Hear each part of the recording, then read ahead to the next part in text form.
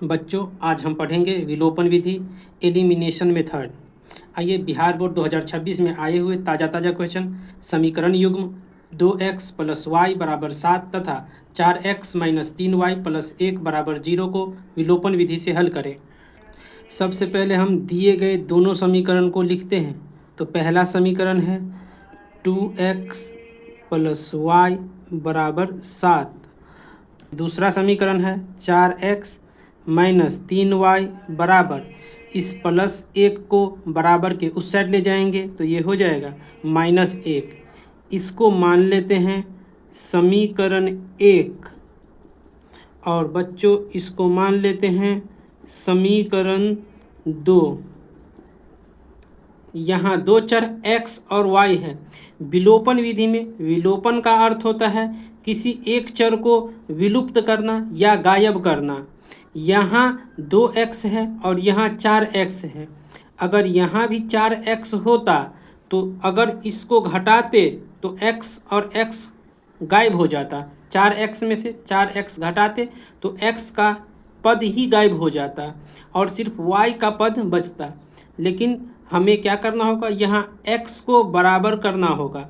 यहाँ अगर हम क्या करें, पूरे समीकरण को 2 से गुना करें और इस पूरे समीकरण को अगर 1 से गुना करें, यहाँ x के गुणांक को सेम करने के लिए हमने पहले समीकरण को 2 से गुना किया और दूसरे समीकरण को 1 से गुना किया।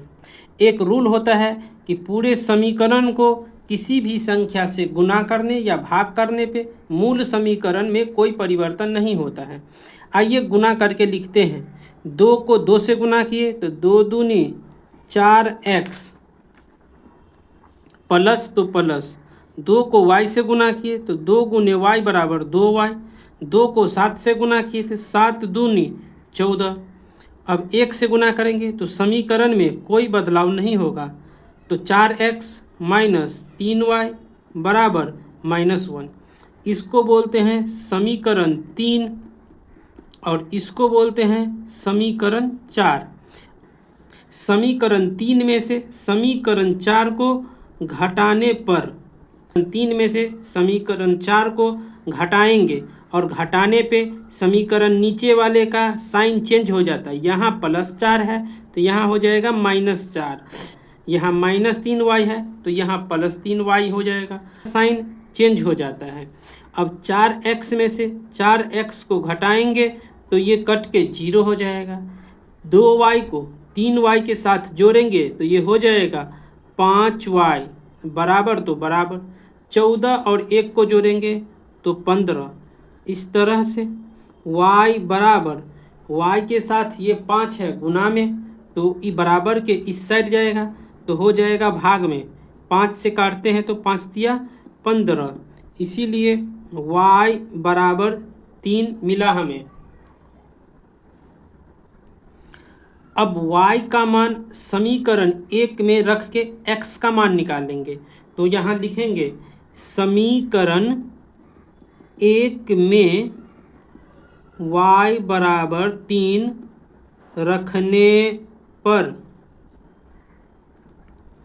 ऊपर वाला समीकरण है 2x + y और y के जगह हमने 3 रखा तो 3 बराबर 7 तो 7 रखा।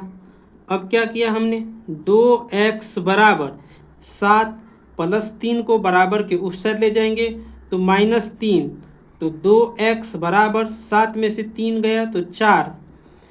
इसीलिए x बराबर 4 2x के साथ गुना में है तो बराबर के इस साइड जाएगा तो भाग में हो जाएगा और 2 दूनी 4।